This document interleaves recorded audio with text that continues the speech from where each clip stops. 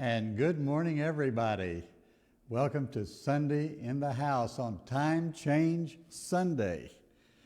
This may have caught you off guard today, but whether you're listening live on Sunday morning or delayed sometime during the week, thank you for joining us today. We'll have our Red Letter Bible study in just a minute.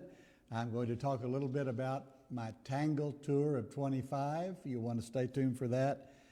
I'm inviting everybody to my 75th birthday bash, and I'll have that in just a minute. I'm going to remind us of something that Martin Niemöller famously said back after World War II. I'm going to tell you my story of going over the mountains and back again today and draw some kind of inspiration from that. But I want to start with the books, two books that I have mentioned. A year or two ago, I read and reviewed The Great De-Churching. Now, you know that my broadcast here, I began as a focal point, an outreach to the de-churched community, people who have quit going to church. That may be you, for whatever reason. And everybody has a story. There are lots of stories. As a matter of fact, on TikTok, you know that I am a content creator on TikTok, many stories about people leaving church. I'll do a whole program on that later. But I've just posted a link to my review of this book on my Facebook page, and I've just finished reading and reviewing the book Believe, Why Everyone Should Be Religious. Very interesting. I have a review of that also linked on my Facebook page. And this book, Believe, was at the center of a debate in Austin, Texas last week. I talked about it on the show last week. Does the West, capital W, need a religious revival? Yesterday, the video of that debate, it runs 3 hours, was posted on the web, and I have it linked, just linked it to my Facebook page. You can go there and watch it. This week, I traveled over the mountains from my home here in Travelers Rest, South Carolina, which is in the northwest corner. We call it the upstate. I traveled up to Asheville, over Interstate 40, all the way over to almost Nashville to attend the funeral services of a longtime dear friend of mine, a college colleague, a fraternity brother, Reverend Dr. Larry Gilmore, age 77. His funeral was Saturday afternoon in Gallatin and Hendersonville, and I attended it. What I want to say is I drove over Interstate 40 and then back over Interstate 40. Now, you remember that when the Hurricane Helene came off of the Gulf, came up through Georgia to South Carolina, North Carolina, Tennessee, Kentucky, did an enormous amount of damage last year, September, 6 months ago. It shut down lots of things. A lot of businesses are still closed. And it shut down Interstate 40, which is the main road from Tennessee to the East Coast, from even Kentucky over to the Carolinas, shut down. Everybody had to go around up 81 through Gatlinburg, find your way over the mountains. Well, it opened this past week. This was my first attempt to go over the mountains on Interstate 40. They have it just 2 lanes, 1 lane each way. The eastbound lanes, those that are closest to the river, were washed away over about a 10-mile stretch. And now there's just 2 lanes going over and back. But I want to report to you that the governments, the state governments of Tennessee, North Carolina, the federal government, all kinds of private contractors collaborated to rebuild this road to make travel possible this week. And the trip over the mountains to Knoxville was smooth, was easygoing, steady traffic. We did not slow down once. We traveled about 35, 40 miles an hour all the way over. And the same thing coming back on Saturday. Big trucks, but we did not slow down one time coming back. Now, I found this encouraging. So if you need to come our way for spring break, if you're headed to the coast, Myrtle Beach or Charleston or Savannah, you can come over 40. But here is the point I want to make. We are in a period in our national history of great destruction. We have a political regime and the appointed leaders, and some of them not even really appointed, are doing a great deal of damage to our national operations, cutting back the Veterans Affairs, the National Institutes of Health, Social Security, Medicare, Medicaid. All of these are being slashed, they're being blown up, they're being destroyed. And what I want you to see is that just like the hurricane that hit our country 6 months ago, we're in the middle of a political hurricane right now. You can imagine President Trump driving a big bulldozer, just tearing things down. I don't think he knows how to build anything, but he knows how to blow things up. And just like the hurricane that swept through our part of the country last 6 months ago and called forth the very best of our local, neighborhood, state, and federal collaboration to clean up and rebuild, as we did on this road that I drove over this week, our nation is going to rebound and rebuild from this destructive 4 years. I want you not to lose heart. I want you to be encouraged. Find a place locally where you can help encourage people. Do you know anybody that works for the federal government? Now, I have a nephew who's an air traffic controller in Kentucky. I also have another nephew, they happen to be brothers, who works for the Postal Service. If you know somebody that works for the federal government, you need to call them, write them, go see them, give them an encouraging word. Our president and his henchmen have said such despicable things about the civil servants all over our country, the people that make sure your Social Security check arrives on time or your Medicare payment is paid on time, the people that deliver your mail and guide the airplanes in which you ride. These are your neighbors, and we need to support them in this time of great crisis. But I want to say that my spirit today is one that we're going to rebuild our country. It's going to be better. It's going to be more secure. It's going to do its work better even than before Mr. Trump took office. Now, let me talk to you about my Tangle Tour of 25, another trip that I'm going to take in September of this year. Some of you know that in 23, I did the first Tangle Tour. I had a live broadcast of the Meeting House, 7 venues in 4 states. In some ways it was successful, some ways not. But I enjoyed it. I'm going to take another Tangle Tour, what I call the Tangle Tour of 25. My wife right now, who's deep into Zentangle, is designing my logo for it. But we're going to go to D.C., New York City, rural New Hampshire, and end up in Pittsburgh. Those are the 4 Sundays of September this fall. I'm going to broadcast this show, Sunday in the House, from those 4 places.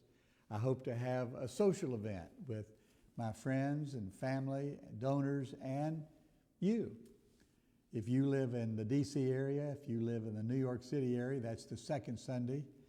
If you live up in rural New Hampshire, that's the third Sunday. The fourth Sunday of September, I'll be in Pittsburgh, Pennsylvania.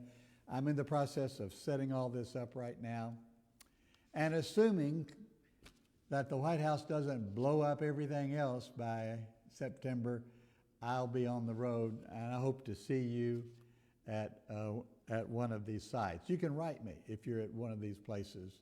Write me and let me know how you can help, how you can host something, or put me in touch with somebody. We're going to call together family, friends, donors, and people who watch the show, my Sunday family. Now I want to go back again to two of my red letter lessons. You know, I started my red letter lessons with the famous story of the rich man and the poor man. The rich man had more than he needed.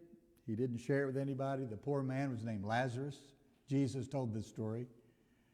And the poor man just wanted something to eat off of the table of the rich man, but he didn't get it. They both died. One went to a place of rest and beatitude. That's the poor man. One went to a place of torment and suffering and judgment. That is the rich man. And the parable contains a dialogue. But the point I made about this parable is this. It's a classic example that what you emphasize in the Bible makes the difference. What you decide to emphasize. And somebody wrote me and said, if I went to my Bible study, the part of that parable that they would emphasize is the parable about going to hell, going to torment, going to the fire. That is what happens after death. And I suppose if you want to, you can emphasize that part of it. But Jesus was trying to teach us something about this life and not the next life. We don't know a lot about the next life. It is a great mystery. Jesus was trying to teach us that we need to be generous in this life and pay attention to how we can help those around us. And somewhat later, this past week, I was reminded of a song by Iris Dement, who wrote and sang a song called Let the Mystery Be. And I want to encourage you to go to YouTube and look it up. Go to my Facebook page. I have linked it yesterday, and listen to this song. Terrific lyrics about emphasizing the right thing. It's the perfect commentary on this story that Jesus told. Now, I came across this song because Iris Dement was a close friend of John Prine. As most of you know, I'm a great follower of the music of John Prine, who died 5 years ago in April of 2000. And he sang a bunch of songs with Iris Dement, but she sings this one solo. I want you can see the lyrics, but go listen to it. It's a great song. It's a perfect commentary to this story, this red letter lesson of 3 or 4 weeks ago. Things keep coming to me. And then I want to remind you I want to repeat what I said about the prayer of Jesus. 62 words in the popular English version. This prayer that Jesus gave, it's recorded in the Gospels in both Matthew and Luke, slightly different versions. I'm sure he prayed many different versions of it, taught many different versions of it when he gave it out. We know that by the end of the first century, this is 60 some odd years after the death of Jesus, this prayer was at the center of Christian worship. There is a document called the Didache, which means the teaching. That is a Greek word. And in there, this is before the end of the century. This document is not in the New Testament, but it's early Christian literature called the Didache. You can look it up on Wikipedia. Read the whole thing. It's not very long. But in there, it urges, even commands, directs the early followers of Jesus to pray the prayer of Jesus multiple times a day. Now, if you're a Roman Catholic, you already know that this is built into the rosary. If you're a Protestant, most Protestants pray this prayer in their worship services. Many people pray this prayer on a regular basis. It is the most powerful element of the teaching of Jesus because more people know it, more people have memorized it, more people recite it than any other part of the teaching of Jesus. So if you want to know how to be a follower of Jesus, this is the easiest thing I can say. Pray this prayer. Live this prayer. Believe this prayer. You can analyze the prayer as a way to pray, as a way to live in submission to the purposes of God, trusting God to supply our needs, forgiving others even as we confess our own sins, resisting evil in all of its forms, and celebrating the power and long-term purpose of God. This is what we mean by living the Lord's Prayer. You can believe the Lord's Prayer. But if you remember last week, this is what I encourage you to do, is to be an agent of the prayer. That is an answering agent. So let me challenge you with this. Think today, who do you know that's praying some form of this prayer today? Who do you know that's praying a prayer that you can answer? Who do you know that's praying this prayer in a way that you can answer? You can help deliver them from evil. You can forgive them. You can supply their needs, something to eat or a place to live or a job. How can you be an answering agent to somebody praying this prayer today? That's what it means to be a Christian. Now, it's an interesting thing about this prayer, of course, is that there's really many of the more popular elements of Christianity are not even mentioned in this prayer. There's no mention of Jesus. There's no mention of the church. There's no mention of the crucifixion, the resurrection, the return of Jesus. None of that. But nevertheless, this is what Jesus gave us to pray and to live and to believe. And that's the importance of the Lord's Prayer. I'm going to keep coming back to it in Sunday in the house and our red letter lessons because it is so important. And because you already know it. You've already got it memorized. You may not know anything else in the Bible, but you've got this prayer deep in your soul. Live it. Now, I want to say to you this week that we've had no donors. We've gone the whole week, not a single donation. What's happening out there? Wake up, people. My goal is to have 75 donors by my 75th birthday, which is March the 30th. That's just 3 weeks away. 26 new donors in 21 days. Maybe you can answer. This is my prayer. You can answer that prayer by being a donor. We're going to add a monthly donation button.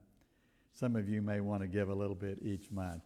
Now, the 30th of March is my birthday, number 75. And in some ways, I'm still going strong.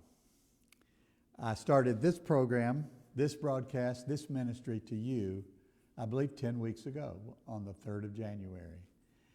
And on the 30th of March, on Sunday, we're going to open up our space here. We're meeting in the community center of our apartments called Pinestone. The address is 125 Pinestone Street in Travelers Rest. That's a living community of maybe 1,000 people, all of it new. Wonderful space here, and there is space for people even to gather on Sunday morning and sit and drink the coffee. We have our own coffee kiosk here. I think I'm going to make cinnamon rolls for that Sunday. So if you come into this space and take a seat, off camera of course, you'll have coffee and tea and cinnamon rolls. That's on the 30th, but the night before, I'm throwing a party right here. You know, that's what hobbits do. Some of you know who read all about Middle-earth, J.R.R. Tolkien's stuff. In Hobbit culture, when somebody has a birthday, the person who has the birthday is giving gifts to the people who come to the party, which is, of course, just the reverse of ours. I don't want any gifts unless you want to make a donation to the meeting house. As a matter of fact, I'm going to give some things, not only cinnamon rolls. I'm going to give away some of my books. You know, I have a substantial library, and I've been giving away my books for years, especially to family and friends and younger ministers who are looking to build their own library. I'm going to put books out, and some of you may want to take a book home. Some of you won't be able to do that because the other person in your living quarters says, no more books, no more books. But you can probably sneak one home anyway. The party is for family, friends, and donors and watchers. You can be one of those. I only ask this, that you RSVP. Let me know that you want to come. Saturday, the 29th of March from 4 to 6, right here in this space. That's Saturday. There'll be no video cameras. You don't have to worry about that. Now, I want to go back before I lose all of my time today. I want to go back to all of the chaos in our political world. I want to remind you of the story of Martin Niemöller. Some of you know this story, but many of you don't. Martin Niemöller was a Lutheran pastor in Germany before, during, and after the Nazi regime. He was part of what we call the confessing church. That part of the German Christian community that refused to go along with Hitler. And they created what they called the confessing church. They started a seminary to train their own ministers. They drafted a confessional statement called the Barmen Declaration. I'll talk about that at some point. But many people, including one of its leaders, Dietrich Bonhoeffer, was arrested and put in one of the Nazi camps and then killed just a week before his concentration camp was liberated.